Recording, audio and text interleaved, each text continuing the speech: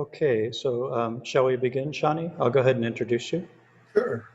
Okay, so Om Namah Shivaya, everyone. We're very happy to have Dr. Shani Robbins with us today as part of the symposium. And he is a psychologist, and he's pioneered the field of wisdom therapy. So he's teaching with Stanford University and other universities. He's also published numerous clinical workshops and given workshops and published many articles. He's teaching with us for a few years now, and also teaching as part of our Shivananda Yoga Health Educator training program as well. So we're very happy to welcome Shani. Om Namah Shivaya, Shani. Right. Well, thank you very much. It's good to be with you all. And as he mentioned, he and I have had many discussions during my visits there. I'm sorry we weren't able to meet in the ashram because of COVID times, but anyone who hasn't been there, highly recommend it. It's such a beautiful location. And so let's get into it a little bit. I know you guys have been to a lot of talks that talked about various forms of spirituality and wellness and yoga and practices and so on. So I think some of what we'll talk about today will build on that. But I also wanted to give you the congruent psychological science approach, how can that, and discuss how that it can be consistent with a lot of the practices you're hearing. And so I want to mention that a little bit. Psychological science for about 100 years focused primarily on anger, stress, anxiety, depression, kind of the negative experiences of life, so-called negative in quotes, right? And so it literally focused about a century just on these, how to alleviate this kind of suffering, rather than focusing on developing skills, which the mindfulness and yoga and meditation traditions are focused on for millennia, right? Multiple traditions. And how do you, so the so-called field of positive psychology took this distinction that where when you look at East-West practices, in the notion of Western psychological science has been mostly about cultivating a healthy ego. So how can a self feel better? How can a self be less angry, anxious, less depressed? Whereas in Eastern traditions, for centuries, it's been much more focused about transcending your ego. And so being more group-oriented, the so-called individualist cultures versus collectivist cultures. And so being more group-oriented, greater compassion, interconnectedness, that's been the focus of many of the Eastern traditions. With some blending of the two, but it's reasonable to kind of make that useful distinction. What I've come to call wisdom therapy is an effective integration of the two. How can you simultaneously cultivate a healthy self while getting over yourself? And so these different traditions also talk about that as well, but I'd like to make that explicit and bring in a psychological science perspective and some tools for achieving that. As soon as we talk about happiness and life satisfaction, things like that, what makes us a happy individuals, it's worth mentioning a few things that are not worth chasing down. So here's one of them. So a lot of people, especially in the Bay Area in California, where I am right now, Silicon Valley, people are constantly chasing down the new app and going public and all going public, not from a COVID point of view, going public from a company corporate point of view, and trying to make, and many people around the world just assume that if you make more happy, you'll more income, more money, you'll be happier. So there's been now hundreds and hundreds of studies in the happiness, life satisfaction literature and psychological science that the bottom line of all these hundreds of studies is this curve right here. So if you've got income going this way and happiness this way, in the beginning, sure, more income, the first 20 or 30,000 in the US, say, get you food on the table, a roof over your head, and of course that increases happiness. It's pretty unpleasant if you have to go hungry and you don't have shelter or healthcare or a few other things. But once you get that, and that threshold is somewhere over here, it's pretty low. Again, people assume it's in hundreds of thousands, and it's more like in the US even in the Bay Area where it's pretty expensive to live, it's 30, 40,000. In other places, it's even less. And so it takes very little to get to this inflection point of the curve. And after that, it doesn't just become a low correlation, it flatlines completely. So as soon as you get to the transition level of basic needs met, food on the table, roof over your head, basic healthcare, and so on, the correlation between money and happiness is not just low, it's zero. And if you're curious, some of the countries that where that income inflection point is, and this is a higher rating than some studies, because it's looking at, this is kind of the high end. I'm sorry? I can help you with. Oops. Okay.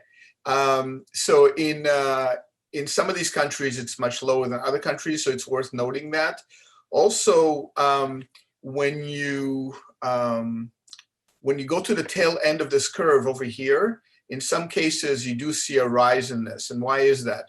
Well, there are three things that are highly correlated with happiness and life satisfaction. And those three things are, number one, are you doing something that you think is meaningful with your days, with your career, with your life, with your work? So on a day-to-day basis, when I woke up this morning, I remembered a few things that I'm doing today, and this was one of them. And that is meaningful to me. And so that adds to my happiness for the day. I teach at universities. I have a lot of students, hundreds of students over many classes a year. And so that adds a lot of satisfaction to mentor young people in these fields of wellness and positive psychology and basic skills to live a so-called more developmentally oriented life, a more skillful life from the point of view of Western and Eastern traditions. And so that adds meaning in terms of me finding it meaningful. That adds a lot of happiness.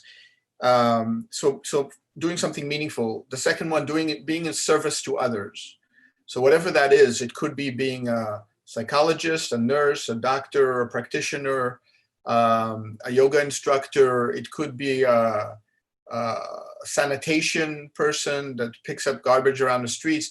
I talked to one once, and I said, wow, that's got to be a pretty tough life, picking up everybody's garbage every day. And he said, no, actually, I'm pretty happy doing it.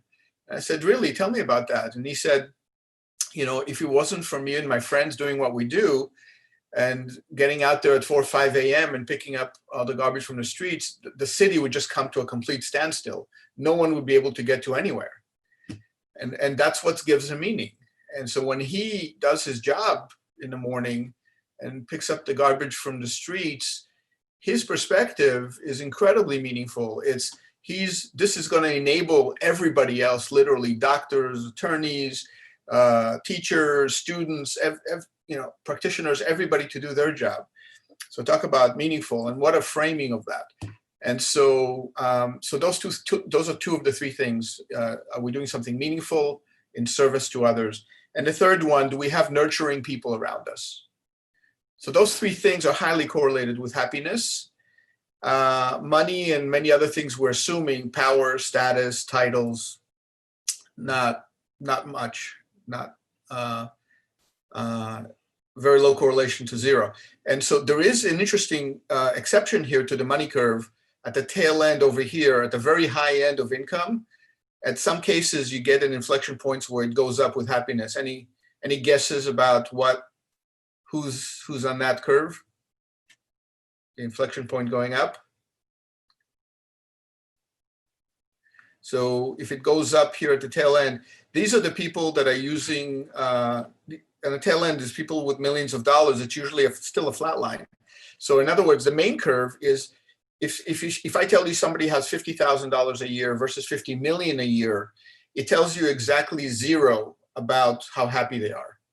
Literally no information was said about, you might as well say whether they have a blue shirt or a red shirt or whether their shoe size is 8 or 9. It's just literally no information, which is counterintuitive. With this one category of exceptions of people that have a lot of millions, in the exceptional cases that do sometimes show more happiness. And why is that? It's what they're doing with their money. And most of what they're doing with the money is creating foundations and being of service to others.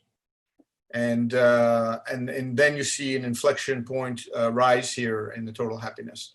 So that is to say that, chasing down happiness is not going to give you much, or title or status. There's a wonderful parable of a young cat and a senior cat sitting there, and the young cat is just chasing its tail like a whirlwind. And it's chasing its tail. And the senior cat's looking at him and says, "What are you doing?" And the young cat says, "Well, I went to a fancy school and I got lots of titles and things. And I learned that happiness is in the tail, and I'm chasing it down." And the senior cat says, "Well, I never went to any fancy school, but I've also lived a long life. And I also learned it's true that happiness is in the tail. But what I also learned, if you move forward and do what you think is meaningful in service to others, the tail just follows. And so you don't have to chase it down. You just have to do what we've now become to know, not just in spiritual traditions, but in psychological science over the last 2 or 3 decades, of what it means to, what are the basic skill sets, and living a developmentally oriented life means. And some of the skill sets that are heavily predictive of living skillfully and making good decisions and good relationships and being happy and being healthy and so on, just predictions up and down the scales, multiple scales, it comes down to these skill sets that carry dramatically most of the variance in psychological science. So realism, I'll talk a little bit about that. How we think influences how we feel. Cognitive behavioral therapy is one of the main proponents of that. Mindfulness, you've heard a lot about that in this conference, so I'm not going to spend as much time on that, but obviously being present and being able to have skill in where our attention goes has been proven to be incredibly effective in well-being and reducing of stress, anxiety. Anxiety loves the future. Mindfulness is being present, so it's an obvious connection of why that's effective. But of course, mindfulness came from a tradition of ego transcendence, much more ambitious goal than just reducing anxiety. Emotional intelligence, we'll talk about that too. Empathy and compassion towards others. Humility, that's a key point of research that I've been looking at in a lot of detail over the last couple of decades. Gratitude practice and ego transcendence, which is a lot harder to, it's a lot more ambiguous, but psychological science is starting to circle around that one too. And then we're not pretending these are the only skills in town to pursue. There's other things like humor and forgiveness and respect, flexibility, and so on, discipline that carry some weight. The question is when and where and how.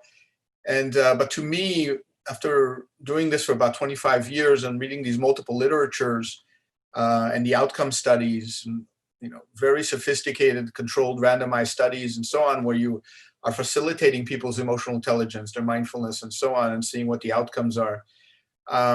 These seem to me to carry the most weight over literally thousands of studies over decades.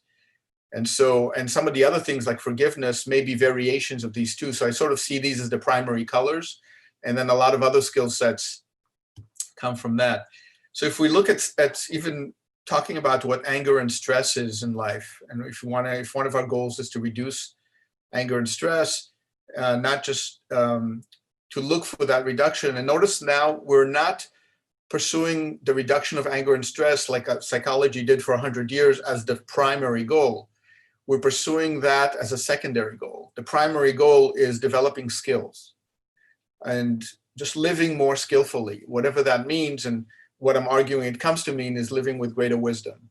And the skills around wisdom we're talking about are these. This is how I'm defining in part what wisdom is. And the other definition that you saw earlier was a healthier self and transcending self, both. And part of transcending self includes empathy and compassion to others. So there's a balance between self-care and other care. And so that's the global picture. Now let's apply some of that to anger and stress, for example, even defining what it is, where the demands of the world are greater than our resources. There's no better time to be talking about this than now, right? With the COVID era, where the demands sometimes dramatically overwhelm what our resources are. We weren't prepared, many people were not prepared for this last 9-10 months. And so the skill sets were just not there, and now they're being forced to practice quickly. And there's a lot of increased stress and anger in part because of that. If we even define what things are neurologically in the brain, we have our sympathetic nervous system of fight flight. So when we think we're at risk, this system activates to presumably protect us, versus the parasympathetic nervous system, which calms us down. So when we're doing yoga, when we're doing mindful meditation practice, we're activating the parasympathetic nervous system to great frequency and intensity. And that's activation calms our system down. So as we're feeling that we're at threat, if we take 5 or 10 diaphragmatic breaths from our belly, so even as we're sitting here chatting about these topics, we can take several deep breaths. And as we do that, I'm feeling it right now, right? I'm feeling a little calmer just with 3 or 4 deep breaths. I'm talking a little slower and a little less loud. So what is actually happening in the brain when this is happening? Just to give you, this is not going to be this is the only slide you're going to see. This is the last one you're going to see in terms of this kind of the brain neurology. But just to give you a broad strokes on this, the limbic system, the so-called, is over here, the part of the brain that's in charge of emotions and telling us if something is fight flight. Whereas when we cognitively reframe something, a lot of times we're working with this part of the brain. Part of the goal is you start with this part of the brain. Everything we're going to be talking about starts with that, but eventually you want them to be integrated together, and eventually you want the whole brain to be integrated together. So all the skill sets that I mentioned, even though I'm mentioning them separately, empathy, compassion, mindfulness, gratitude, and so on, they play off each other really well. And I'll mention a few ways in which that happens. If we break it down even further and we ask ourselves, so just from a psychological point of view, what is anger? It's useful to break it down into 3 components: cognitions, or the thoughts we have; behaviors, what we actually do; and physiology, what is happening inside our body, in our brain.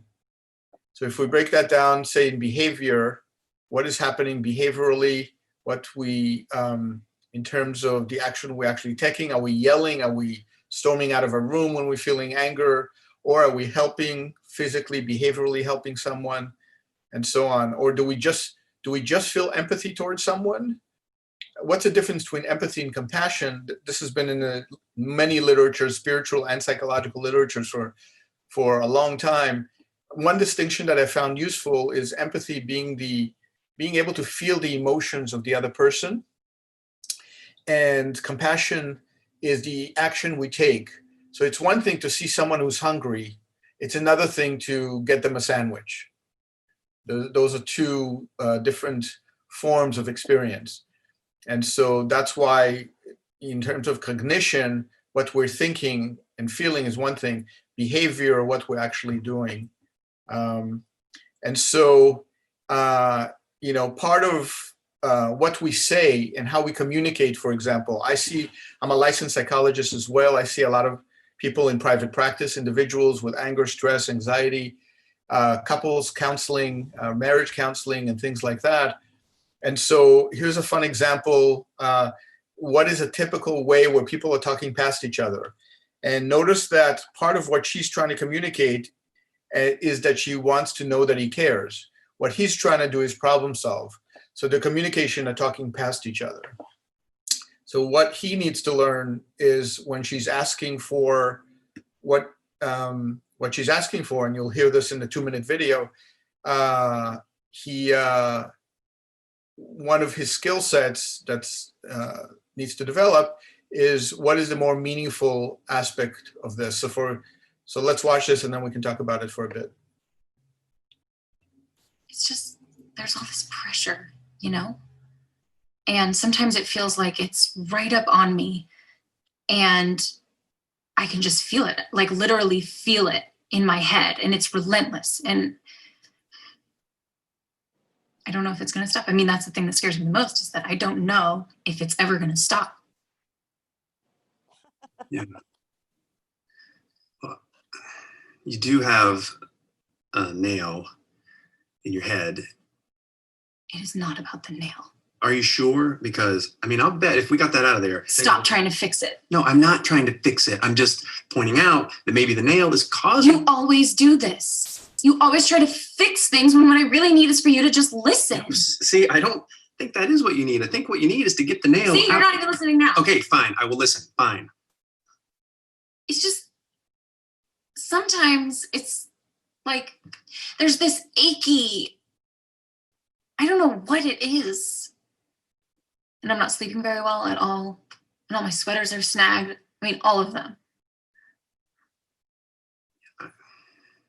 That sounds really hard. It is.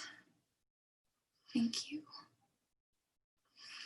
Ow! Oh, come on. If you would just Don't. try to see things my way. All right, so that's musing, right? So, you know, it's in a category of recognizing that when we argue for 2 hours about who left the dish in the sink, it's probably not about the dish in the sink, right? It's about something else like respect or something more fundamental. And why even is that an issue? That probably goes a long way back. So recognizing some of these things, that's also a useful skill. And so it helps us not get derailed for hours, days, weeks, and grievances for sometimes years. And so one of the people you heard from, my friend Fred Luskin, who talked about forgiveness, addresses that point exactly. It's like, really, do you really want to hold on to grievances for years when even then it may not have had a lot of meaning, much less now? And we can talk about bringing in humility into forgiveness as well. It's my interpretation of what they did wrong to me versus something else. And so this notion of recognizing from a systems point of view where somebody's coming from, rather than just being reactive because of our current interpretation of things.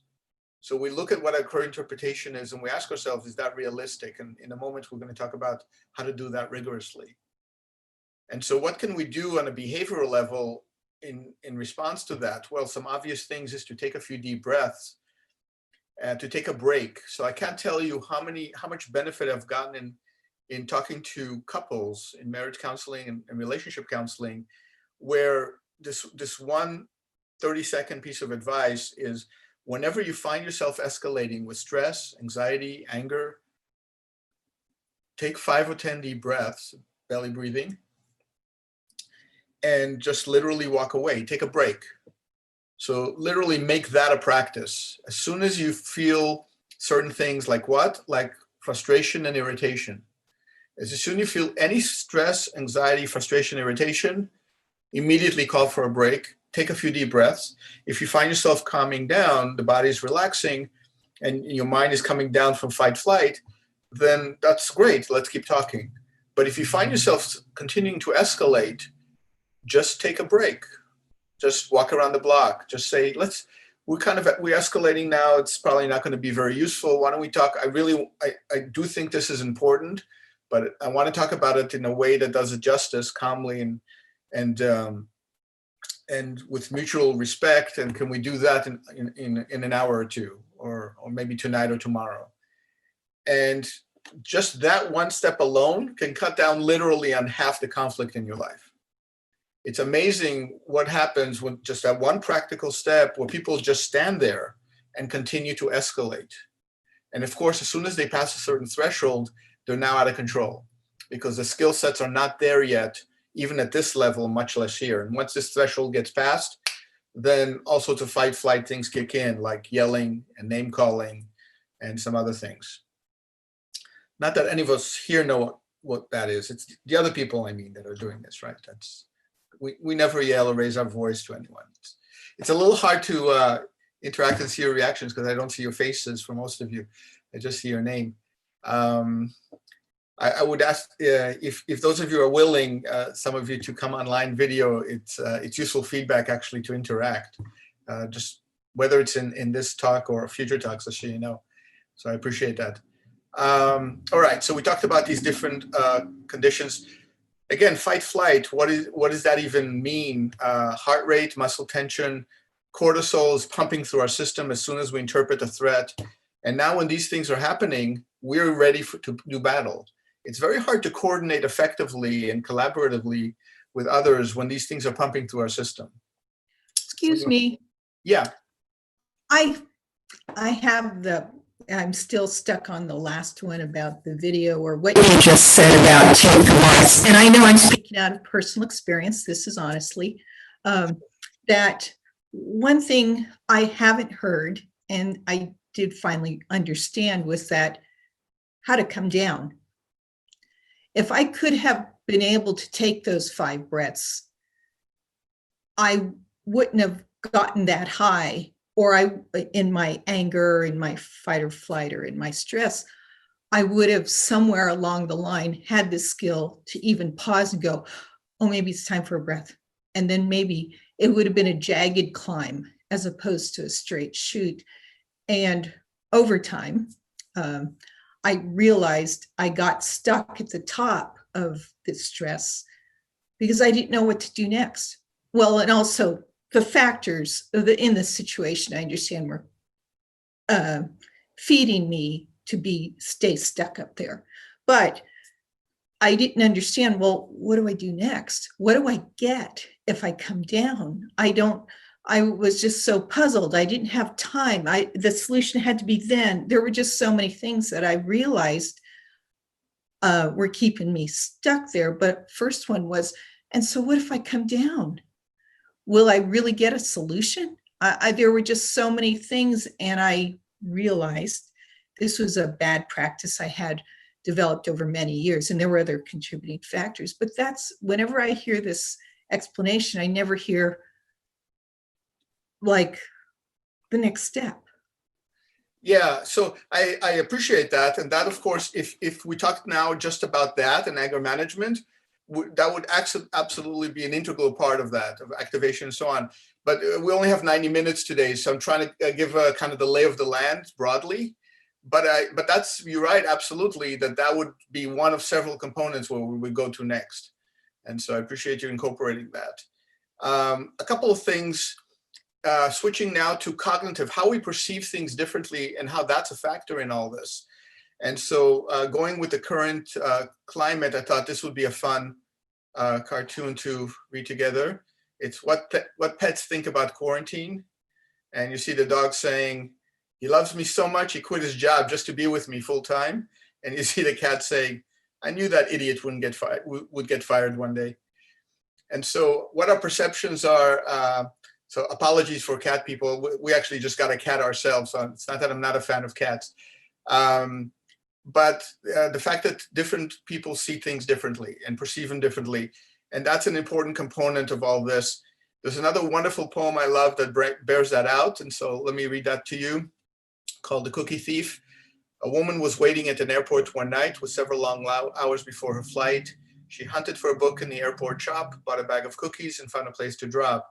She was engrossed in her book, but happening to see that the man beside her, as bold as could be, grabbed a cookie or two from the bag between, which he tried to ignore to avoid a scene. She munched cookies and watched the clock as this gutsy cookie thief diminished her stock. She was getting more irritated as the minutes ticked by, thinking if I was an ice, I'd blacken his eye. With each cookie she took, he took one too, and when only one was left, she wondered what he would do. With a smile on his face and a nervous laugh, he took the last cookie and broke it in half. He offered her half as he ate the other. She snatched it from him and thought, oh brother, this guy's some nerve. He's so rude. Why, he didn't even show any gratitude. She had never known when she was so galled and sighed with relief when her flight was called. She gathered her belongings and headed for the gate, refusing to look back at the thieving ingrate. She boarded her plane and sank in her seat, then sought her book, which was almost complete. As she reached in her baggage, she gasped with surprise. There was her bag of cookies in front of her eyes. If mine are here, she moaned with despair, the others were his, and he tried to share. Too late to apologize, she realized with grief that she was the rude one, the ingrate, the thief. So a wonderful example where we perceive something in a particular way, and we start noticing that over time, our perception starts shifting. It can happen right now. For her, it happened in 5 minutes, but it could take 5 days, 5 months, 5 years, 50 years, or never, right? So how long does it take before we kind of upgrade our perception of the world and try different models of how to perceive something, right? if you think about how we all changed our mind about certain things in the last few years, about relationships, about religion, about politics. Anyone changed their mind about politics in the last 4 years or so? Right?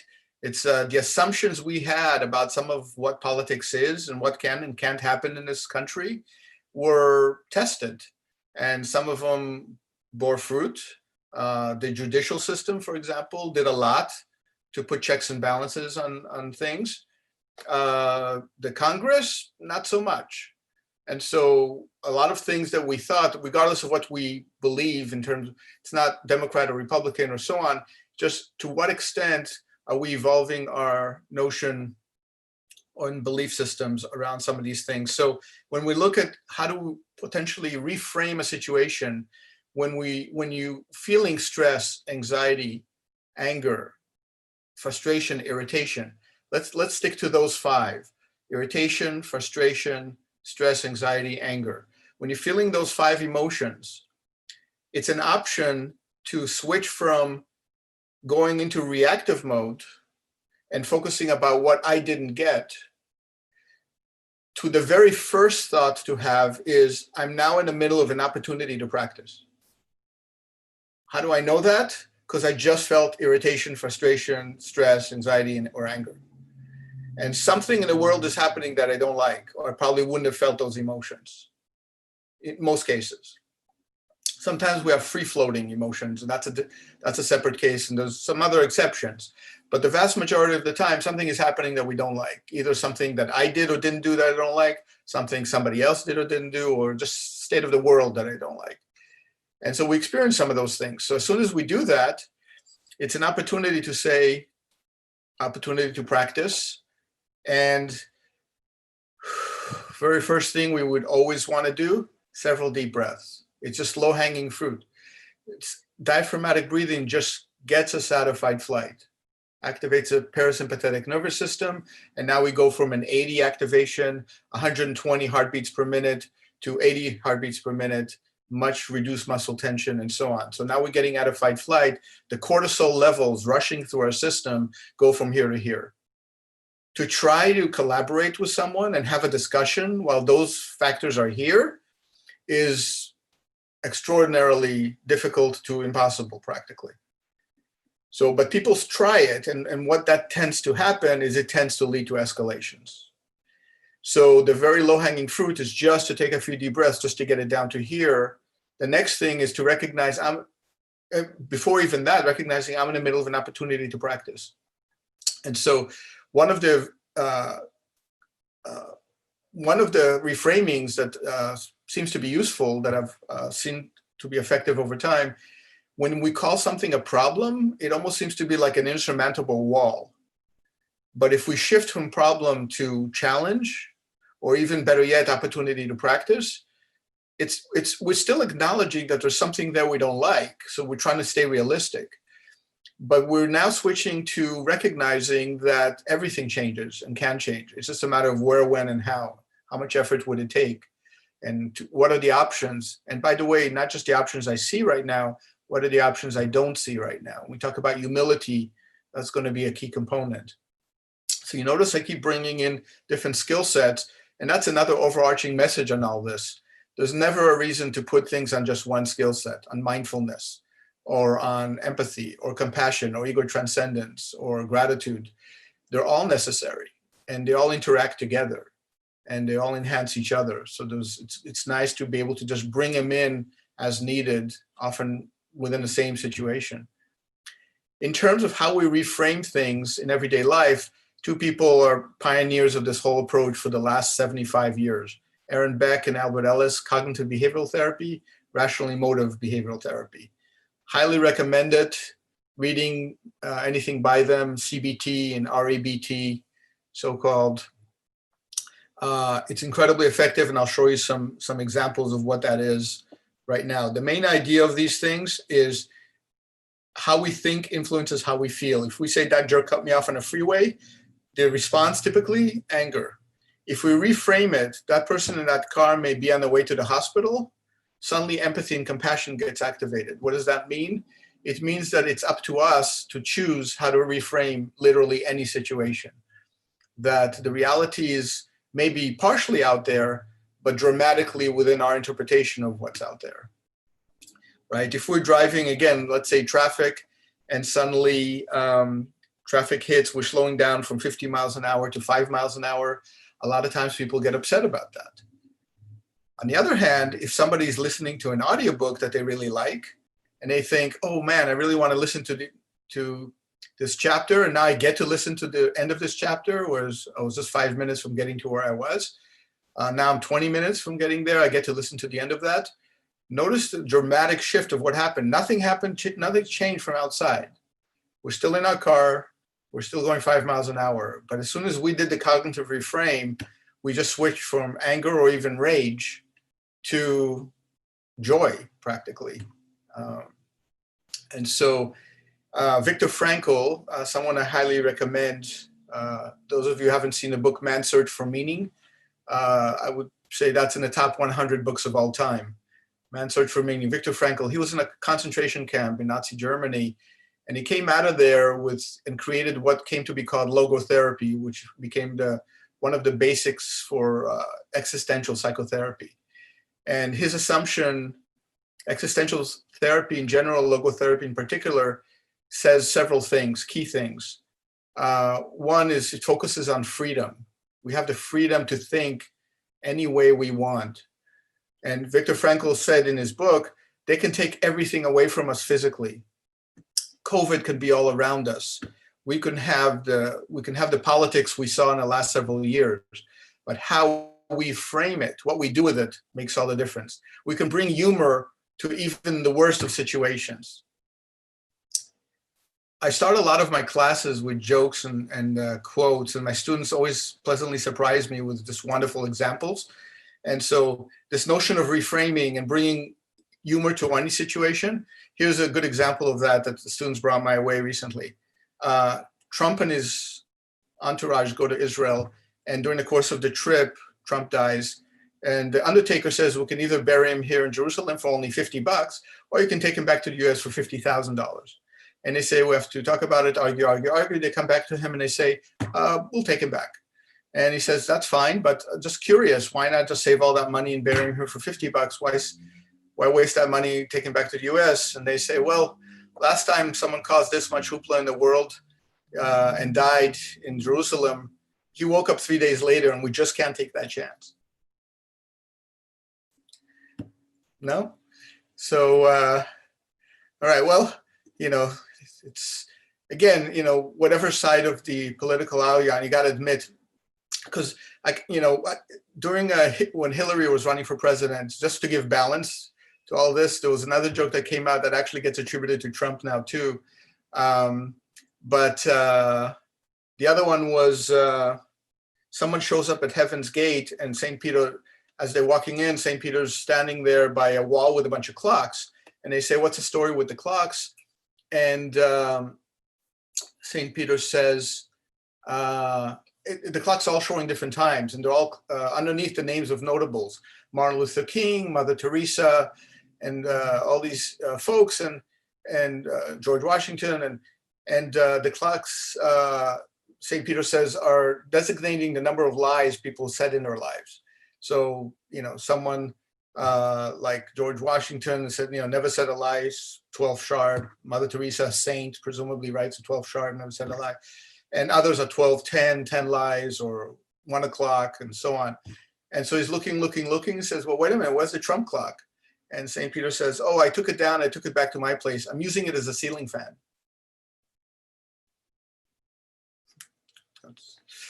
So being able to bring that kind of humor to even arguably a pretty challenging situation in everyday life helps.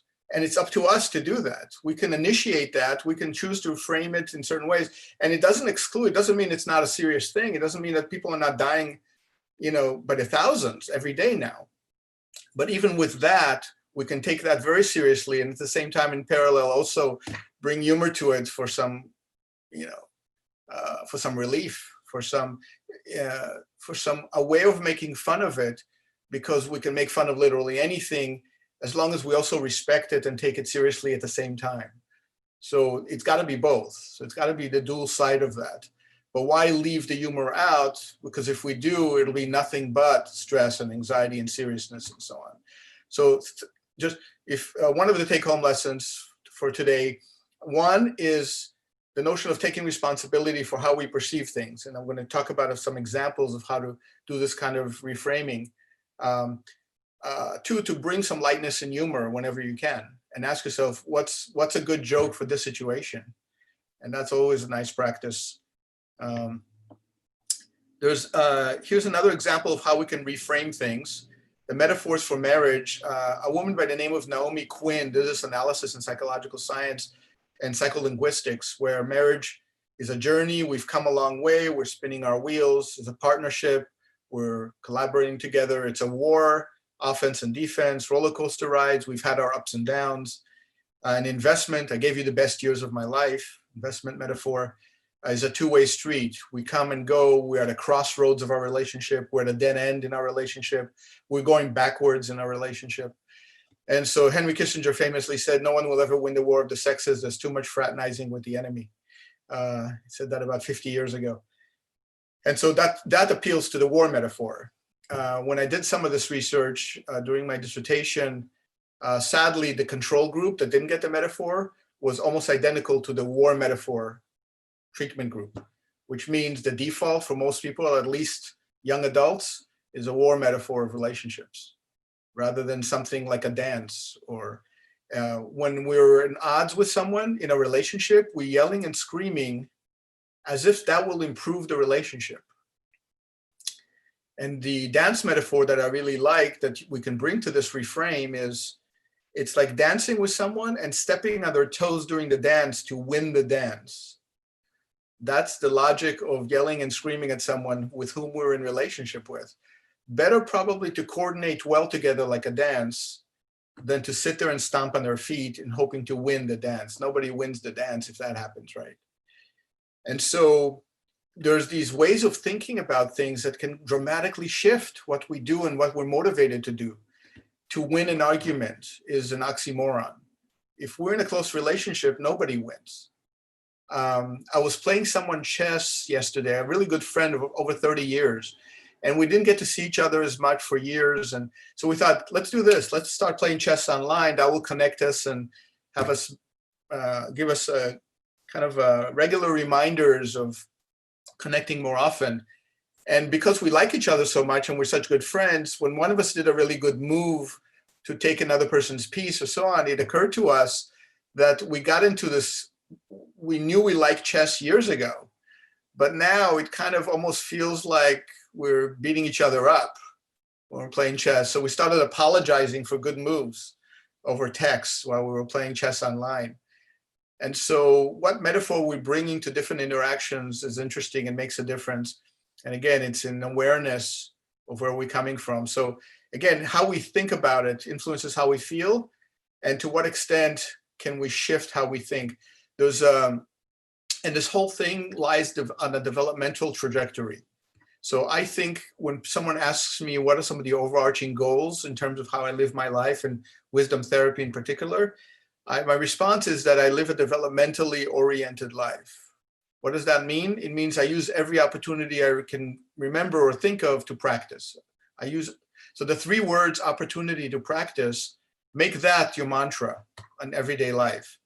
Someone says something you don't like, opportunity to practice. You don't get the promotion you want, opportunity to practice. COVID is not ending fast enough, opportunity to practice.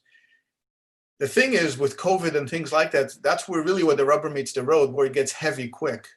And so if we're not practiced by then, it's even more difficult, because now it's like learning to practice. It's like learning to practice how to ride a bike while you're doing the Tour de France. It's a little late at that point. We still have to, we don't have a choice, but it's much more challenging and grueling to do that at that point. I like to recount a story that when I first time I ever skied, when I was about 18, my older brother, who was about 25, 24, took me skiing, and he thought it would be fun to go to Mammoth and take me to the highest peak of Mammoth. This is the first day ever, first run ever. And this, you gotta love Brothers, because it was straight down and with moguls. So he knew I was gonna spend most of it on my butt. And it would just be a miserable experience, and he thought that was funny. And I can laugh at it now. At the time, it was pretty miserable. It took me 3 hours to come down off that mountain on the one run that usually takes 10 minutes. Because every 30 seconds, my skis would fly off. I was a snowball. I was not just on my butt. It was just a mess. And but here's what happened during those 3 hours. I learned to ski really well. By the time I got to the bottom, I just simply didn't have a choice. But it was a miserable way to learn to ski. And so this is the kind of thing, the skills we're talking about right now is how can we live a more skillful life, being more calm, being aware of more about ourselves, being more empathic about others, awareness of others, being less reactive, being more aware of our emotions as part of that awareness, knowing when we're likely, what are the triggers, or we're likely to get more stress or anxiety or anger. And when they come, being more vigilant about regulating our emotions, and so on and so on. If we're tired, it's probably a good idea. If we're tired and hungry, if we're hangry, right? So it's better not to have a conflict-oriented discussion when you're tired or hungry, right? Some of us know this. Don't send out that angry email as soon as you write it. Hold off for a day or two, then come back to it, and then see whether you want to send it. There's good reasons for that, right? Because when we're reactive, we become myopic. We don't see the big picture. We don't recognize the other person has needs too. We tend to misinterpret what people did or the reasons they did it, and so on and so on. We're bringing in these so-called cognitive distortions. And so, we get into these fight-flight situations, and kind of like this dog. There's life after death. Jump this fence and find out. We get into this almost threat mode. So CBT, in effect, is how do we learn to, from a developmental way, to cultivate skill sets that normally come anyway over the lifespan. If there's another literature, I'm usually immersed in the counseling, clinical literature, cognitive literature, and so on. But I also spend a lot of time in the lifespan development literature, where you look at seniors and how different. What do they do differently? What do 80 or 90-year-olds know that we don't? And how can we learn it faster? Is another short version of my last 30 years in this field. And when you ask 90-year-olds, if you could live your life over again, what would you do differently? Being more present, less reactive, more loving towards people I love, less worried about the small stuff, and most of it is small stuff, and so on and so on. These skills we're talking about. When developmentally, the norm is, in the West especially, is not that impressive. There's a lot of anger, stress, and anxiety in our culture. And so developmentally, from a skill point of view, the skills are not high. And it has nothing to do with age, but it tends to be correlated. When you ask a 5-year-old, there's a fun story of little Johnny sitting there drawing a picture, and a teacher comes by and says, "What are you drawing?" And Johnny says, "I'm drawing a picture of God." And the teacher sort of condescendingly says, "But no one knows what God looks like." And little Johnny beams with pride and says, "They will now." And so when the 5-year-old little Johnny says that, it's cute. If Johnny's 35 years old, either he better be, enlightened, or a medicine man in a Native American village, or he's going to be diagnosed with schizophrenia. And so if somebody claims to be talking and hearing voices, whether it's God or anybody else, that's hallucinations and delusions would likely be the categorization, and that diagnosis would typically go to schizophrenia, and they would be put on antipsychotic medication. And so it's cute when 5-year-old says it, when 35, and we're interpreting it as cute because we're assuming it's a lack of skill. Now, of course, let's point out that it may not be a lack of skill. Little Johnny may be aware of more than we give him credit for. So that's another discussion for another time, but that's a discussion you often have in yoga traditions and other spiritual traditions. but that's something we can put aside for now. And it's a deep and long discussion around that, actually, that's serious. But in terms of to what extent we are developmentally taking our time, and how many trials does it take to learn some of these skills, and how can we learn it faster? So what are the different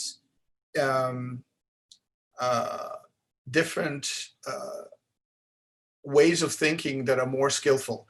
So there's so-called cognitive distortions in cognitive behavioral therapy. There's about a dozen of them. All or nothing thinking is one of them. When we use words like always, he's always doing that. Every single time we do this, this happens. Or I never get this from them, or I never able. So being able to shift, first identify when we're saying it, and notice how we're talking about a skill now of awareness of our thoughts. And the thoughts have particular realism or lack of realism. When someone says, I'm always doing that, or some other thoughts like overgeneralization. It's like we go somewhere and someone says, I'm terrible at that. It's like, really? How do you know? Well, I did that once and it just didn't go well. That's it, one try learning, and we overgeneralize it to now I'm always terrible at that. So we got to look out for that, and not just about us, but about others. Negative mental filters, another one. I'm not going to go through all of them, but suffice it to say that these are, mind reading is another one, disqualifying the positive, not giving credit for the counter. And here's where the heavy lifting comes. Now, again, I'm openly you're seeing where I'm coming from somewhat in terms of my own social political slant, but it could be from any direction.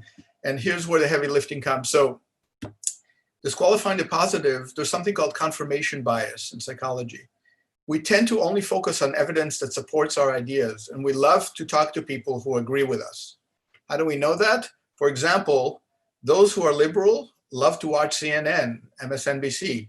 Those who are conservative or Trump supporters love to watch Fox News. And even that's changed. Apparently now, some of you saw this in the news, Fox News apparently is not conservative enough now for Trump supporters. They have to go to these ultra-right media outlets because Fox News was acknowledged that Biden won. And so because they did that, that's it, they're out. Wow.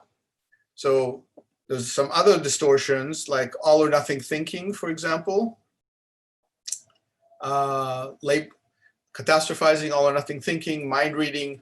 So once we get into this kind of thinking, stress, anxiety, anger are very quick to follow. So those two folks that I mentioned before, Aaron Beck and Albert Ellis in cognitive behavioral therapy, in cognitive and rational emotive behavioral therapy, are two of the gold standards in modern psychology for addressing stress, anxiety, anger, depression. They're incredibly effective. Within 10 to 15 weeks, you get massive reductions of symptoms and suffering. Sometimes if it's, depending on what you're grappling with, medication also assists. But those two, the approach of shifting from irrational beliefs like catastrophizing, that the fact that that happened is horrible.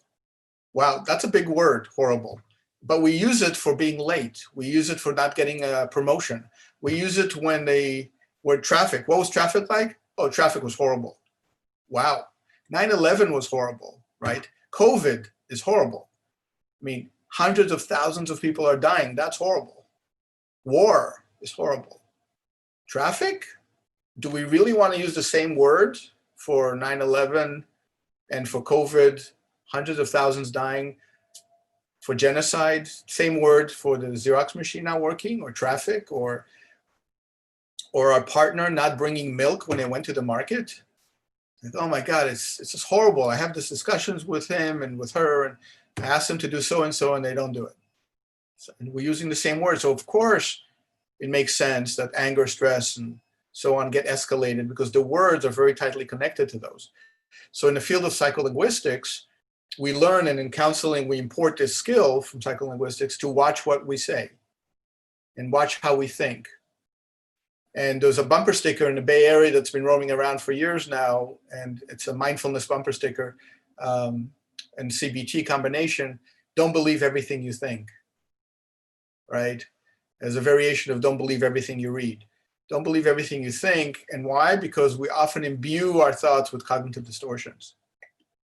Now it's worth pausing for a second and noting the connection between this approach, cognitive behavioral therapy, and identifying when we experience stress, anxiety, anger, frustration, and we say, okay, opportunity to practice. What's the first thing? Diaphragmatic breathing, take 5 or 10 belly breaths, calming our system down. Now, what's the next thing? What did I expect from that situation? When you experience stress, anxiety, anger, always ask yourself that. What did I expect? Because typically there's been unmet expectation of myself, of others, of the world. And let me ask this question of myself. Was that expectation realistic? And if the expectation was not realistic, what's the more realistic version? So when we're at home with folks now 24/7 for the first time ever, and it's been going on for months, a lot of people say, COVID shouldn't last this long. It's like, really? This is a once in a century event. How do we know how long it should last? If we behave in certain ways, it sounds like we could affect how long it lasts. If we wear masks, for example, it's an obvious thing to do. Some people prefer not to, and that probably does extend it and exaggerate it, and more people get infected. So I'm not saying we don't have impact on it, but the fact that some people prefer not to wear a mask and get emotionally reactive about wearing masks, that's also part of life. And if we say that shouldn't happen, really? How do we know? How do we know that that actually should happen? Because it just happened, right? That it's literally, how do we know there's gravity? There should be gravity because there's gravity. It's fundamental acceptance of what the state of life is. And now we can work and be ambitious about what we want life to be. And we can work towards that. Acceptance is not apathy. In fact, acceptance is a skillful approach to being more aware and realistic in order to produce change in ourselves and development in ourselves and encourage the development in others from a point of view of empathy and compassion. And so these opportunities to practice are all around us. Yes, question. Could you repeat what you just said? Acceptance is not apathy, but a skillful. It's a skill of being more realistic about what is. It's a state of the world. Like again, if we walked out every morning and did this with our hands and tried to fly, and said, oh my God, I can't believe I can't fly this morning. That sucks. And we did that every morning, we're really setting ourselves up for a lot of frustration in life.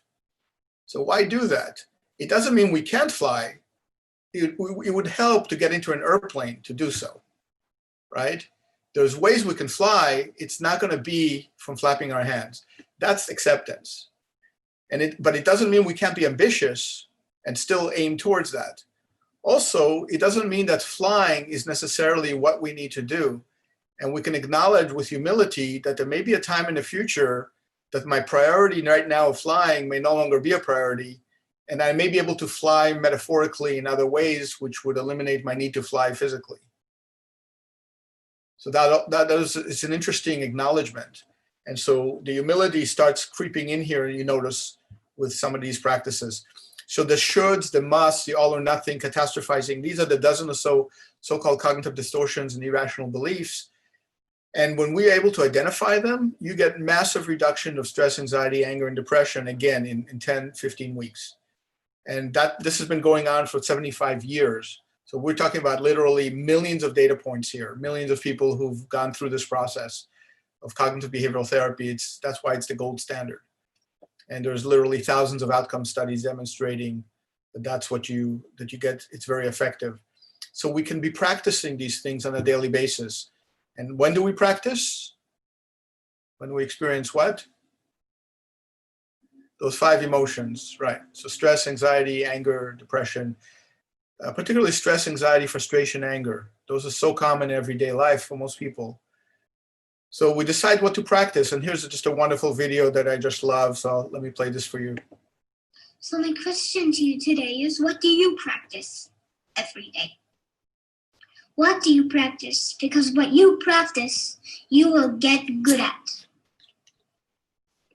What do you practice? Do you practice joy in your life? Do you practice peace in your life? Do you practice happiness in your life? Or do you practice a lot of complaining? Because if you complain, you will get very good at it. And you will get so good at it that you will find fault with everything. Even when there's no fault that a layman cannot see, you, being an expert, will see it. What do you practice? Do you practice anger? Because if you practice anger, you will get very good at it. And you will get so good at it that the most trivial you'll think. Trivial thing will make you angry. Like sitting in an airplane watching the sea across from you somehow looks better than the one you've been given. And that is so unfair of the airlines. What do you practice? Do you practice being worried? Because if you practice being worried, you will get very good at it. And you will get so good at it that everything will worry you, including the buffalo you don't have. So I propose, if this is true that it's a question of practice, then I propose you practice joy. Nice, huh? So that's wisdom from the mouth of babes. I just love that one. I can never listen to that too many times as a reminder. And so as we're looking through some of this, we choose what we can practice, what we want to practice. Gratitude is another one of those, right? So we can practice gratitude or not. Let's do a little exercise right now. Let's, in the chat box, if you're able to open the chat box, let's do a quick exercise and list all the things in life you're grateful for, things you appreciate that are in your life. So just as they're occurring to you, go ahead and just type them in the chat box.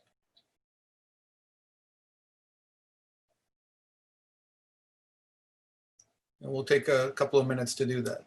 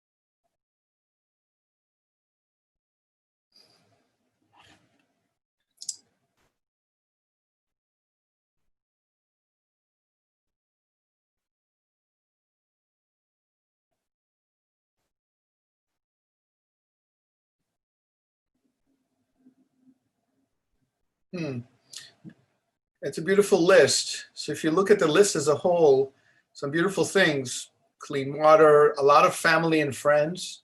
A lot of people had that. Everything from music to meals to certain locations, hobbies, life itself, the internet. Yeah, so notice something that after the first 10 or 15, it was hard to think of more, right? It slowed down. I mean, if we wanted to, we could come up with many dozens, maybe even 100, 200. But notice that the rate and the speed went down pretty dramatically after the first 10, 15. Why is that? Why don't these things come readily to mind? Probably from a lack of practice is one of the reasons. There's likely more than one reason, but lack of practice is probably. Now, if I asked you, what are some of the things you're frustrated about in the last 6 months? My guess is that list will come much faster and much longer. Why? Because we practice that. And you guys are already self-selected population of practitioners that you're already into wellness and practice and yoga and spirituality. And so this is already as good as it gets in our population, arguably, right? And even then, we're noticing this curve, this timing. So what does that mean? It means that it's an observation and an encouragement that on a daily basis, no matter what is happening outside, no matter how we feel, no matter what the politics are, who's in charge or not, or to practice gratitude on a regular basis, appreciation, because we habituate to that. And happiness often looks for new things if we don't practice gratitude of what we already have. And it's always, I'll be happy when. And notice also that this is still about me. Happiness, I have this, I'm enjoying my food, I like the animals I'm connected to, I have trust and so on in my life. And it's still me oriented. And so it also is worth adding to the list of some of the other things on your list that are other oriented, that have to do with the wellness of others in the world and all beings, right? Most spiritual traditions in gratitude practice, appreciation, start with ourselves, have these meditations that are aimed towards us, but many of those meditations then transition to the wellness of all beings, not just us. That's a profound balance. There's also a famous quote by Hillel, a famous rabbi in history of Judaism, that had just one of the wonderful quote that if I'm not for myself, then who is for me? Self-care. If I'm only for myself, then who am I? Empathy, compassion to others. And if not now, when? That covers a lot of ground in terms of almost everything we're talking about here. If self-care, care of others, if not now, when? I'll be happy when. I'll do that when. Another fun quote is, a week has 7 days and someday isn't one of them. And we put things off, but what we're noticing is that when we put them off, we sort of should have wanted to get around to it. Here's a fun poem. Mr. Mentu, it's called Mr. Mentu. Mr. Mentu had a partner and his name is Didn't Do. Did you ever chance to meet them? Did they ever call on you? These two fellows live together in a house of Neverwin, and I'm told that it is haunted by the ghost of Might Have Been. And it's just, we put off on things rather than now. If you want to exercise, let's start today. If you want to meditate, today. It's like, yeah, but I didn't meditate for weeks already. And so we meditate today.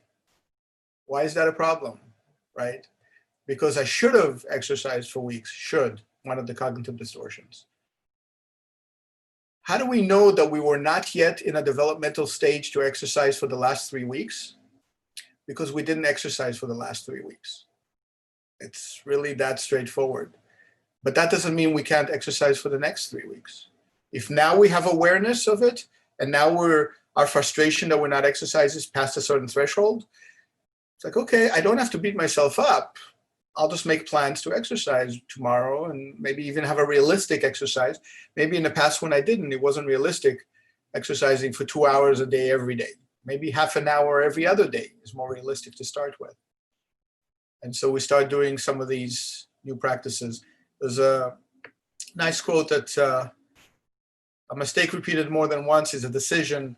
I think it's a little bit harsh. It's not quite that bad, but it's something to probably make a note of. What is our learning curve? And so I'm writing my book currently titled Wisdom Therapy, and the subtitle is Gaining Wisdom Sooner Rather Than Later. Like, what are the practices we want to be practicing, and how many times do we want to make how sharp is the learning curve, right? In the kinds of relationships we're having and the kind of jobs we're choosing. People who choose jobs just to make a lot of money keep noticing that they're not happy doing that.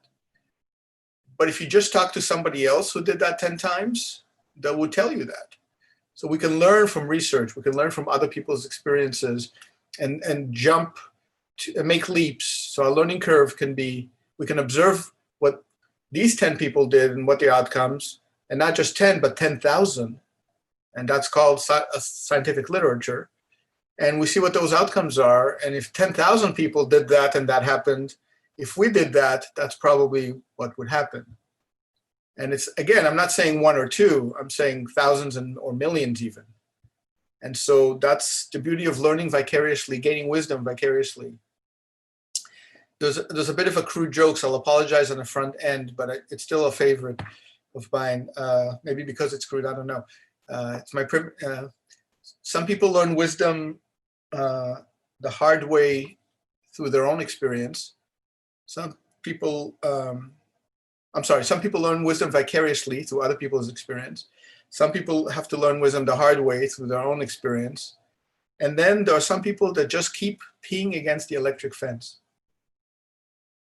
And it's a bit crude, but you get the picture that we just sometimes just keep repeating the same mistake over and over again and have toxic relationships or say yes to things in life that are not that healthy, whether it's alcohol, drugs, other external things that somehow presumably would make us happy, even though we notice a million data points before us that it really didn't. Another fun quote that I like is, people who think alcohol will drown their sorrows need to know that sorrows know how to swim. And if anything, it makes it even worse. It adds even more challenges. All right, so one of the exercises, and if we had more time, we would go through this, in the cognitive behavioral therapy is to do the so-called thought record, where you write down a situation. What emotion do you feel, whether it's traffic or in COVID, frustration at home? What emotion do you feel? Frustration, anger. What's the automatic thought? That person should not be doing that, something like that. What are the cognitive distortions? Should, catastrophizing. What's the evidence for and against this automatic thought? That person should not be doing that. If we're stuck together 24/7 for the first time ever in our lives, who knows what the outcome of that is, right? Maybe that kind of behavior is exactly what happens when people are stuck together 24/7 at that developmental stage. If 5-year-olds were stuck together 24/7, right, what would they do? They would be climbing the walls. Hopefully we're doing a little better than them developmentally, but sometimes not much better when we're yelling at each other and screaming and name calling. And so, but what's the evidence that we can do better? Well, we've noticed we can do better than 5-year-olds in other situations. And so, and I only say 5-year-olds because developmentally, that tends to be the trajectory, but the age doesn't matter. Here's a fun example. I did some of these skill trainings in an elementary school. I did them in high school too, but elementary school. So we're talking about 2nd and 4th graders. We're talking about 5, 6-year-olds, 7-year-olds. And this one little girl at the very end of the training, as we were there one day, they were sitting on the floor the last day of the training. And where they are geographically in the classroom is kind of a status thing. People in the front get more status, people who sit in the back, less status for whatever reason. And so this little girl was sitting in the front, and then she went to get a pencil, and as she went back, a little boy took her seat. And I was watching this as she's coming back, wondering what she would do. She looks at the seat, she looks at him, she looks around and goes to sits in the back. An hour later, after we're done, as people are walking out, I just couldn't wait to talk to this little girl. And I say, so, how are you doing? She goes, fine. And what did you think of it? And so on. I said, by the way, I couldn't help noticing you changed your seat from the beginning of the class. And she said, yeah. And I said, so I just didn't let it go. I said, why? And she said, well, when I came back, he was sitting there. She didn't say he took my seat, like I just said 2 minutes ago, that he took her seat. There was no her seat. She just said he sat there. So of course I couldn't let it go just with that. I had to keep probing. And I said, so why didn't you tell him to move? And she said, because he seemed to need to sit there more. I mean, that level of empathy, compassion, ego transcendence, non-attachment from a 6-year-old. Wow. So if a 6-year-old can practice and do this, maybe we could. I'm just saying, right? And so, and I'm including myself in that. And so when I've added these experiences to my life, that if and when I ever do get frustrated or irritated by something, I'm just too embarrassed to get too reactive after the 6-year-old tells me this, right? It's like, wow. It's like, no, I think I owe it to myself to practice at least at the rate of a 6-year-old. And so that's what I tell myself, right? And so, you know, there's another nice quote I like. What's the difference between a good excuse and a bad excuse? And the answer is nothing. We're just filled with excuses about why not to practice and why. Of course it's difficult. Of course it's challenging. You know, when we first start mindfulness training, our heads are so noisy. And still, after years of doing it, our heads are still noisy. But less, right? Every month we do it, it's less noisy. We can let thoughts go a little more. And by the way, here's how these two things are connected. The cognitive behavioral therapy, once you look at the thoughts and think, like, for example, I'm going to be late to this thing and it's horrible that I'm late. Is it really horrible or is it just unpleasant?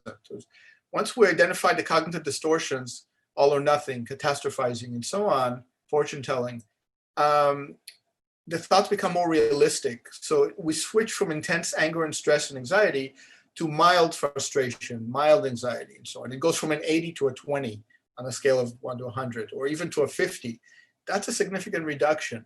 It doesn't solve everything, but it reduces dramatically at that. Now, if it goes from that's going to be horrible to that might be somewhat unpleasant, if it switches from the unrealistic thought to this more realistic thought, now mindfulness can come in and let that more realistic thought come and go. Oh, that's going to be somewhat unpleasant. Okay, let me let that thought go and let me focus on my meditation again, on the ocean or on my body, a body scan, or whatever my meditation is right now, on the yoga. And then of course another thought comes, let that thought come and go. But notice, if we just do mindfulness practice and we don't take the teeth out of unrealistic thoughts, good luck in letting that thought come and go. If we think, oh, let me see, I wonder if my husband and wife will stay with me after COVID. Wow, let's just let that thought come and go. No, that's way, way too hard. That's such a fundamental, such a challenging thought. Realistically, in theory, we can let it come and go. But in practice, it's going to sit there and haunt us every 10 seconds. So we're going to have to be Zen masters to let that thought come and go. But if we do the CBT part and switch from my husband and wife is going to leave me after COVID, wait a minute, what's the evidence for that? Well, we argued more than usual. Yeah, but then what? Then we made up, there were repairs, we learned from it, and actually we're doing a lot better now. And so we'll have things to work on after COVID, but likely not get a divorce.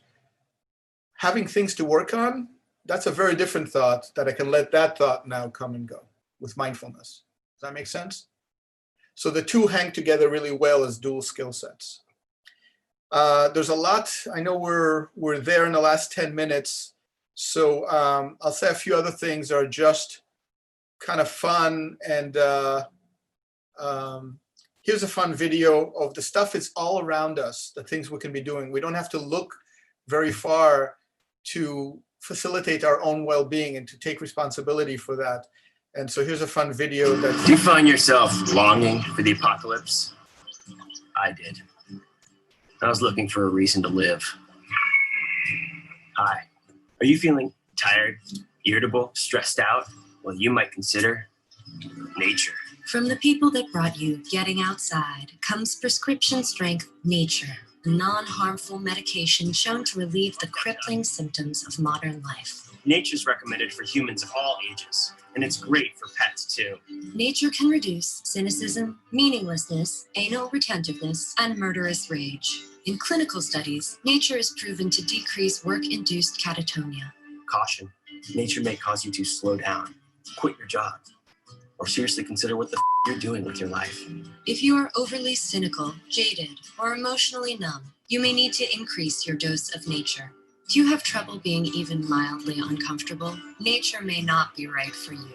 Side effects may include spontaneous euphoria, taking yourself less seriously, and being in a good mood for no apparent reason. So ask your doctor if nature is right for you.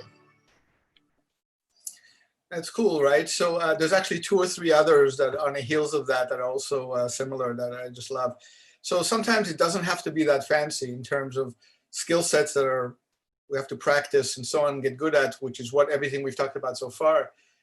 They're very effective, but they're practicable skills, and it takes practice. Something just literally walking outside for 10 minutes can make a huge difference. And so we're choosing how to respond to things. It's another one I like, quote by Bob Marley: some people feel the rain, others just get wet. How we respond to life challenges, especially in the COVID time, right? Just when a caterpillar thought the world was over, it became a butterfly. And so just when we're at our worst, just when we're starting to feel hopeless, recognizing that things can be different. We never know how strong we are until being strong is our only choice. And so as we're looking through some of these things, emotional intelligence also emerges as a practice. Things like self-awareness, our self-regard, our self-esteem, independence, assertiveness training.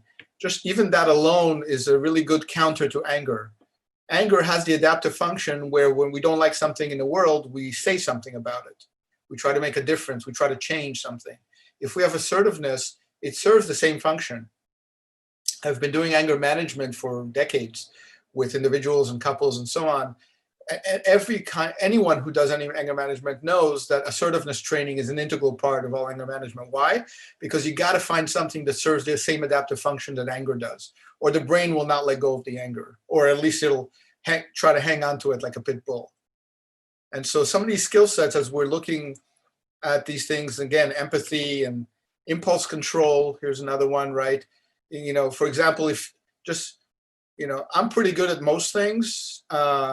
You know, I'm not big on alcohol or drugs, but if you put chocolate or tiramisu in front of me, it's going to get dangerous. And so I know that about myself, and that helps. So to moderate the proportions and when I do some of these things. Flexibility is another one. Flexibility, I like to think of that as non-attachment light. So non-attachment is a deep version of that flexibility. If we have something happen that we don't like, can we switch? If there's a movie that was going to be on, now it's not on. Is it horrible that we didn't get to see the movie we wanted? Or can we just switch to something else? That sounds a lot like low attachment. And so doing flexibility practice in and of itself is a useful one. There's a lot of different things we could be seeing. I'm just showing you some highlights now, just in the last few minutes. The notion that we're interpreting the world any way we want. It's useful to look at visual illusions and notice that our interpretations of the world may not be what we think, right? Do these things rotate or are they static? So many of you have seen this one, and you know it's static, and yet it's a very compelling illusion that they look like they're rotating. Here's another one. If you look at the plus sign in the middle of the screen and just focus on that for about 30 seconds, and you notice that the pink circles now look like there's a rotating green circle. And if you keep looking at the plus sign for another 20 seconds, you notice they start disappearing. So first it turns green, then they disappear if you keep looking at the plus sign. And if you look away from the plus sign, they reappear. So are they there or not? Are they pink or are they green? Right? That's pretty strange. And there's physiological reasons of the eye that it makes use of the retina and the distances within the retina. But the physiological reasons are beside the point. The main message here is that we're seeing the world in certain ways, but what are we seeing in the world? And the fact that are we seeing someone playing the guitar or elderly couple looking at each other, or the chalice in the middle, the gold chalice. And before I said the gold chalice, did we see it? or did we bring attention to it? And which one is the right one? That's a weird question to ask, right? They're all right. Is there a woman holding a baby? Or is this the head of a guy? Or is it a dog in the street? Or is it the guy's hand? Right? Is it a profile? Is it birds flying near a tree? Or is it a profile of a woman? Here's one. The two squares, A and B, are those the same or different colors? You probably are guessing. They're actually the same color, but it's a very compelling illusion. They really look different. A looks like a dark gray, B looks like a dark white or a light gray. And here's something you could be doing. Take your thumb, or depending on how big the line is on your screen, and put it over the screen. Cover the bridge of, so turn it into this rather than this. Cover the bridge with your finger and notice the illusion reappears. They look different again. So this is not Photoshop on my part. It's really there. We really think that these two are different colors, and we're looking right at them, right? And all our attention is on this task, and the illusion is still profound. And when you see one after the other, here's another one, right? The Ames room.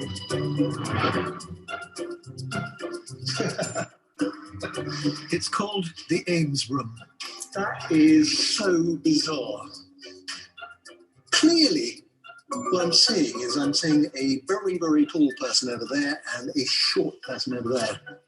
And when they swap over, the moment where my brain just goes clunk. Right? It's a very cool illusion. And when they swap over, there's a moment where my brain just goes clunk. There's actually a museum in San Francisco, the Museum of Illusions. It's pretty new. It's only about 2 years old. That has the Ames room. You can go into it with a friend, and you can go back and forth. And when someone watches from the outside, they see this illusion. You can take pictures of that. It's very cool. So again, we're looking at these illusions. Some of you have seen this one, right? It's become pretty well known now in terms of what color a dress is, one or the other. And so, again, as we're seeing all of this, we can have this humility that we're deeply interpreting events. And when we think we're right, we thought we were right 20 years ago about politics and religion and relationships and all sorts of things. We changed our mind about those things 5 years later, and then again 10 years later, and again. And we really thought, okay, now I've got this. And then 5 years later, we changed our mind again. And so what makes us think we won't keep changing our mind, right? So it's this awareness, the so-called metacognition, that what we think, our current cognition, is changing. It changed when we were kids, adolescents, early adulthood. What makes us think it won't keep changing? And in fact, it likely will. Because if you question adults throughout their lifespan from 20 to 80, you notice a lot of changes of how they thought and felt and what was important and so on.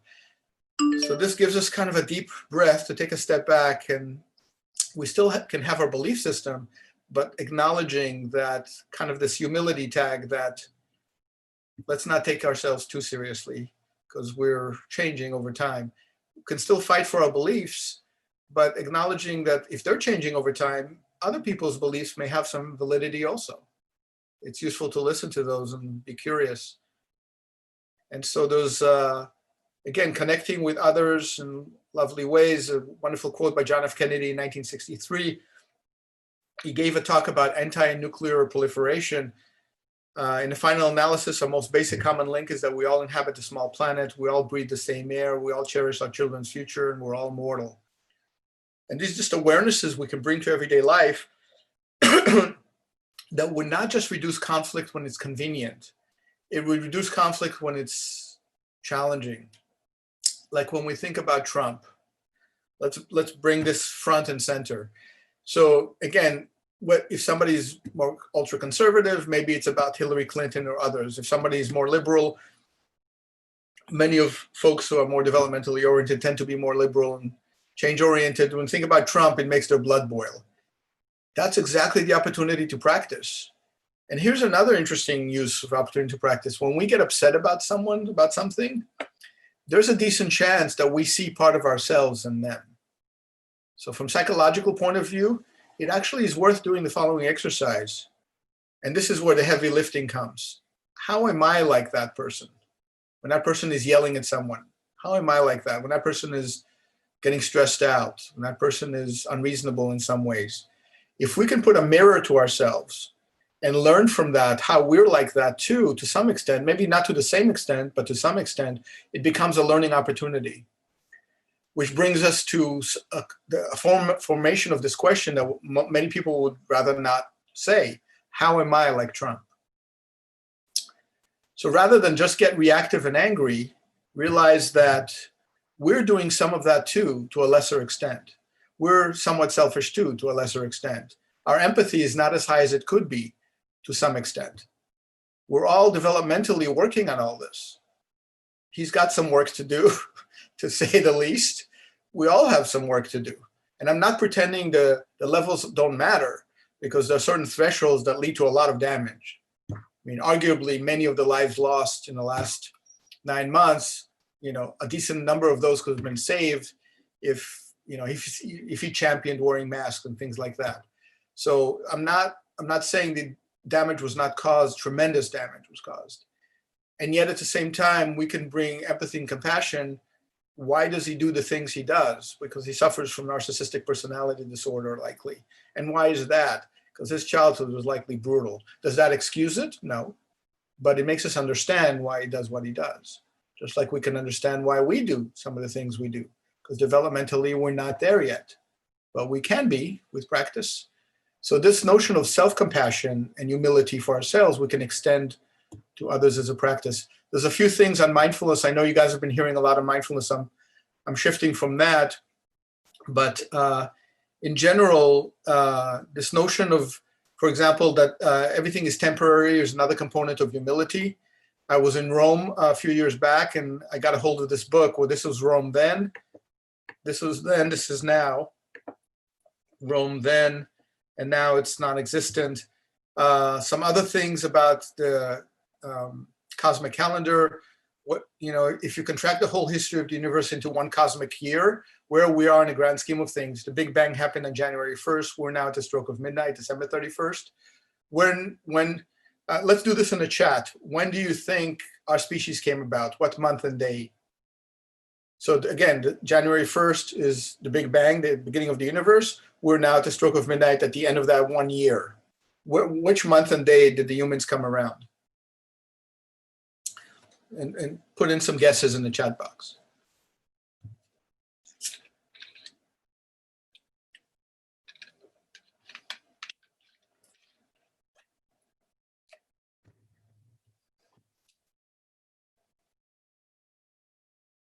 Some of you are doing the math. Welcome to the Bay Area, right? So I did this at Stanford once, and one person in a blink of an eye said, "This is what it is." And I said, "Wow, that's great that you read up on this before." And he said, "No, I did the math." Instantly. That was hilarious. So here's what it is. The Big Bang, our galaxy didn't exist until May 1st, the Earth, September 14th, the invention of sex, November 1st, first cells, November, first worms, December 16th, insects, mammals. The dinosaurs come around December 27th, they go extinct December 28th, they last for 1 day. Early evolution, and then we get them to the last day. Our species is an hour and a half old on the cosmic year. First cave paintings, now we're at 1159.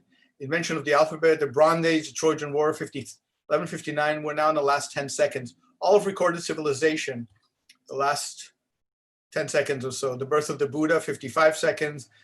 Cleaning geometry, Roman Empire, birth of Christ, 56 seconds. Crusades, and so on. So when we get too carried away about traffic or a scratch on a car or somebody insulting us, it's worth keeping that in mind also. And if you want a visual, what that does for time, this does for space.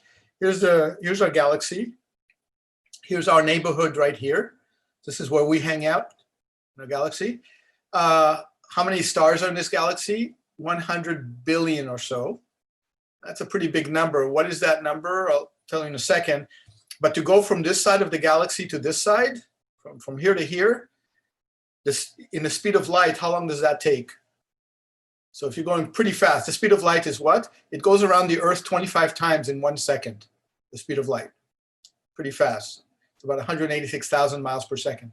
So about 20 to 25 times around the Earth in 1 second. At that speed, nonstop, how long does it take to get from here to here? 100,000 years.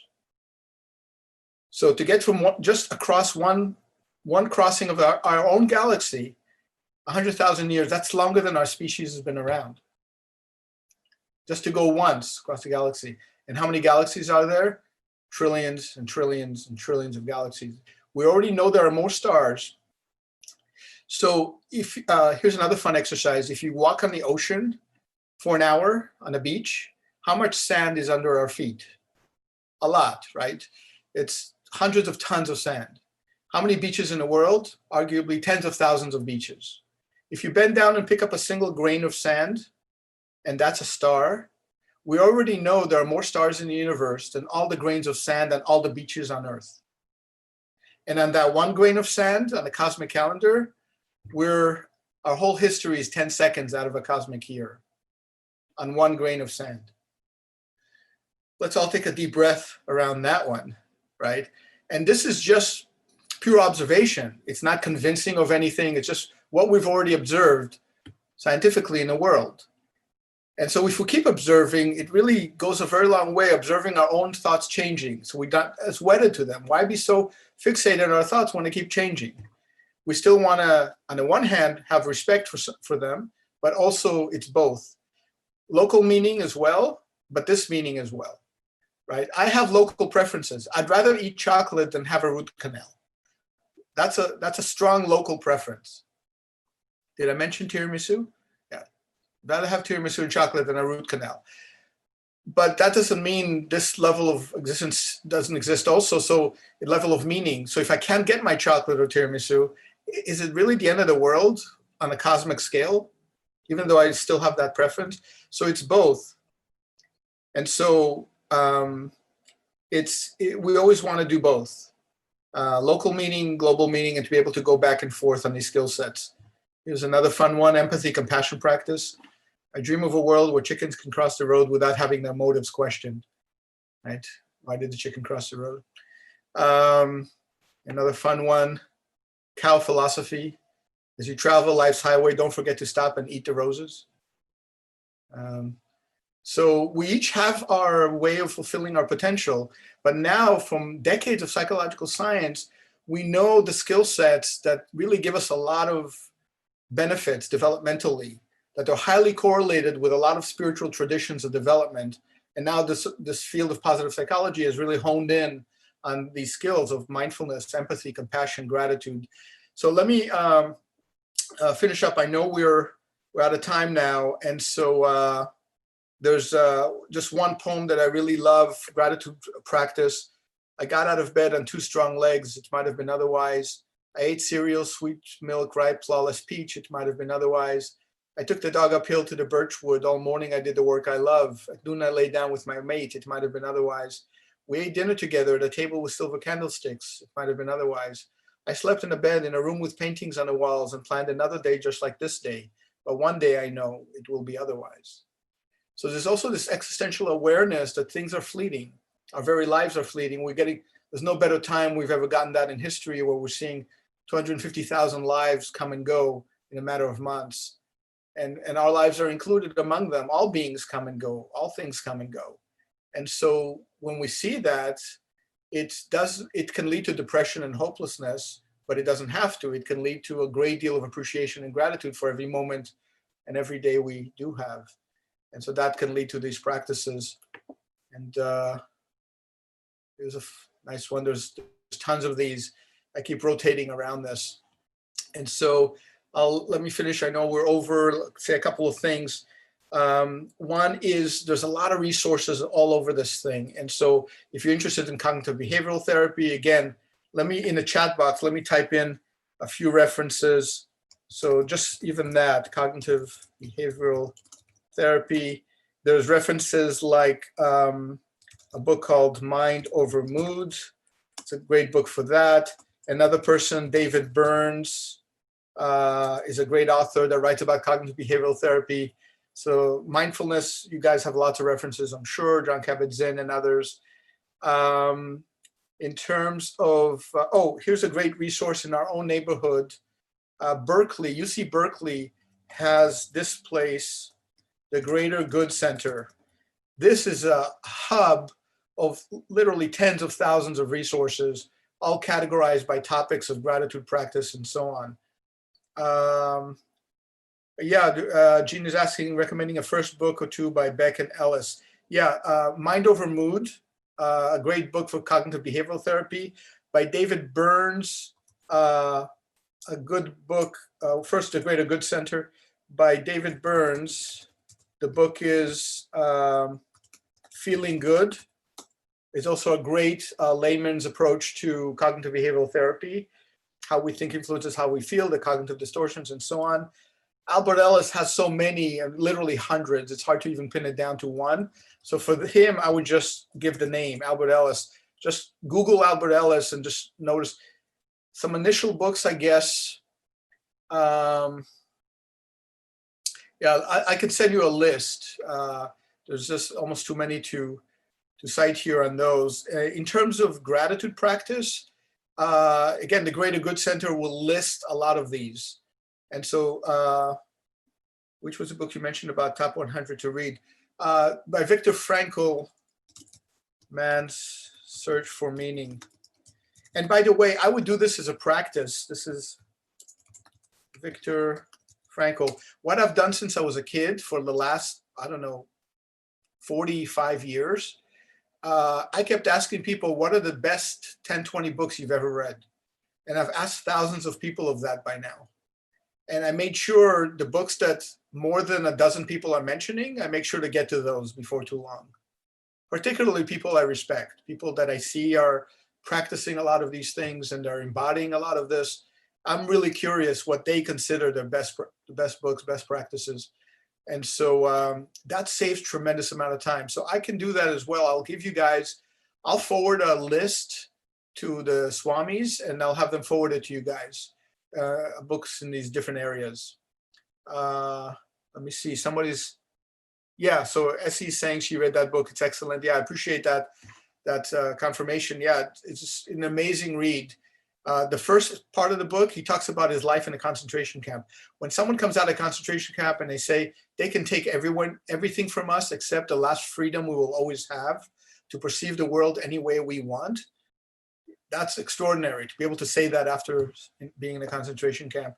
So, so I will just kind of, let's sum up on this, that the skill sets of being happy, life satisfaction, having great relationships, fulfilling our potential, those skills have been identified, many of those skills. It doesn't mean it's a comprehensive list. It doesn't mean it's the only thing on a list. If we learned anything from history and science, is that we keep improving on our models of the world. And hopefully we'll keep doing that. But these are really good convergences we've come to, and have come from multiple directions, converging evidence. And when that happens, there tends to be a lot of validity in a theory. But Newton was wrong, and Einstein pointed that out. Einstein was somewhat wrong, and quantum mechanics pointed that out. When things get really small, they do weird things. They're not relativistic, it's quantum mechanical, that's weird. So even the greatest minds in history didn't have a complete model, and that gives us a sense of humility. What makes us think my opinion of the world is absolute, rather than it'll just keep growing. The practices you guys are engaged in with the ashram, and some of these practices we're talking about now, converge as really gold practices throughout history. And now there's a lot of converging evidence of just how effective they are from psychological science. And I think you've seen that. And we're bringing also modern techniques to augment those traditional practices. So we're trying to get the gold standards from multiple worlds and update them to a modern model. And then we can empirically see what the outcomes are through psychological science. And what we're seeing is that the things I've talked about today lead to tremendous outcomes in health, positive relationships, goodwill, and happiness, life satisfaction, things like that. So that's it for me. I don't know if, I apologize for going over a bit. Thank you for your patience. I don't know if we wanted to take a minute or two for any questions, or if you guys have to go. So we have a few minutes. If anyone does have a question, we could probably take 5 more minutes if you would like. I have a question. Sure. Thank you. How can you help a relative that has been very recently going to a major situation that includes losing everything in their life? That's That's- I'm sorry, go ahead. So I feel like I should do something, but should I allow time, or what should I do? I think I can, my heart says I do a ritual for them or something about it, energetically, but I feel like I need to do more. So first of all, your empathy and compassion to them is already a lot. What you've just expressed in the last 60 seconds that they feel when you talk to them is half of it right there of anything else they could possibly be doing. All right, so that's non-trivial. So recognize that just naturally what's coming to you now to them, and your genuine compassion to them and friendship.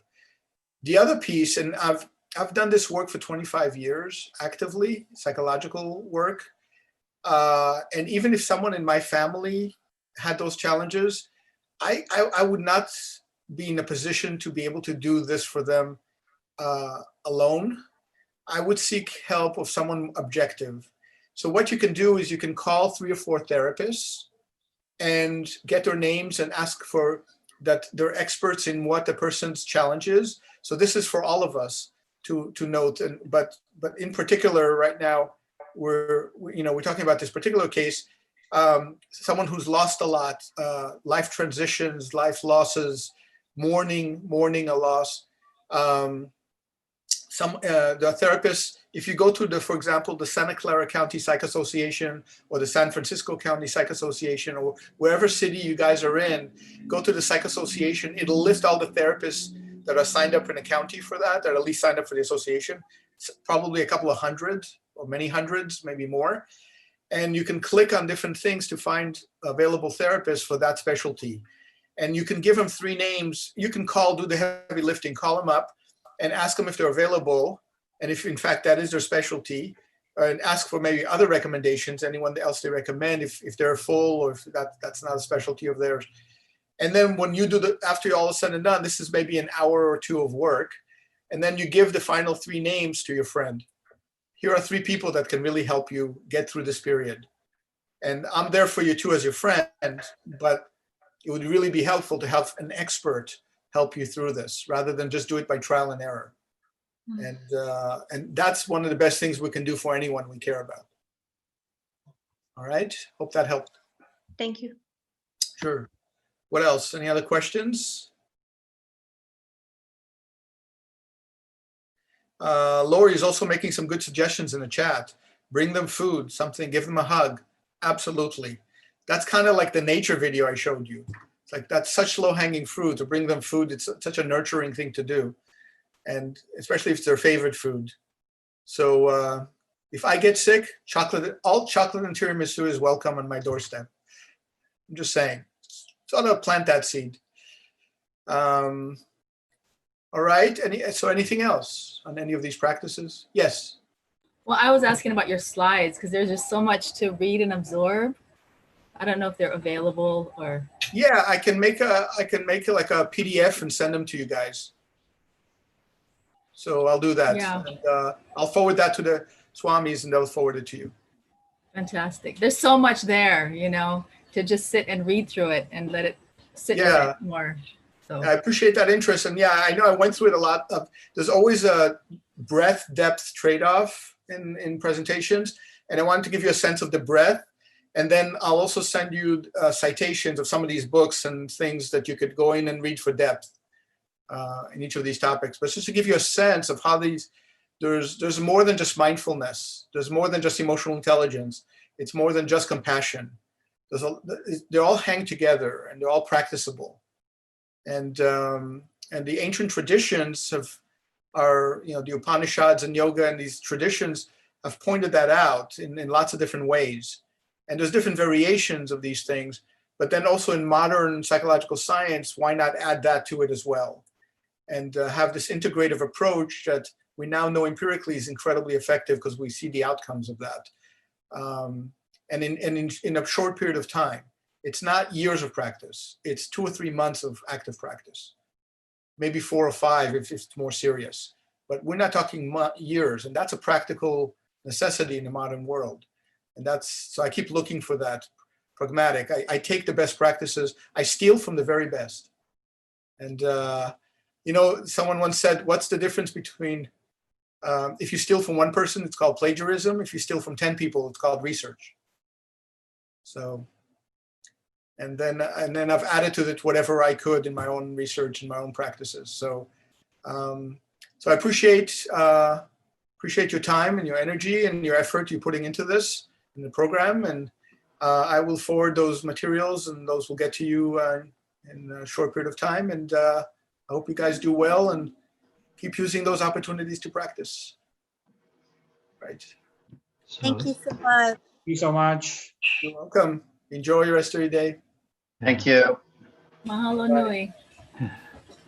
Thank you, Shani. It's a wonderful workshop, and we all want more. So it's Anytime. great. And when is your book coming out? Oh man, now you're really taking me to task for that.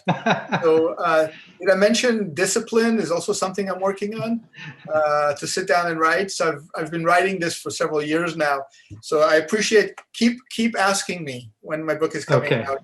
And I'm hoping it'll be next year. And so if I can find the more discipline to work on it. Okay, very good. So we'll be waiting for that. And then, so just a word about the program for the rest of the day. We have the asana class at 4 o'clock if you want to join. This is all West Coast time. And then 5:30, we have the satsang. And tonight we have Sylvia Nakash, who's a Nada yoga expert, yoga of sound, and she's amazing. So if you can join us, Shani, you'd really like it a lot. She's wonderful. Yeah, so thank you again. And we'll be waiting for the slides and everything from you too, so we can distribute to everybody. So that'd be great. Okay. Sounds All good. right. I'll get those Thank to you, everybody. Om Namah Shivaya. Enjoy. Have a good rest of your day. Great to meet you all.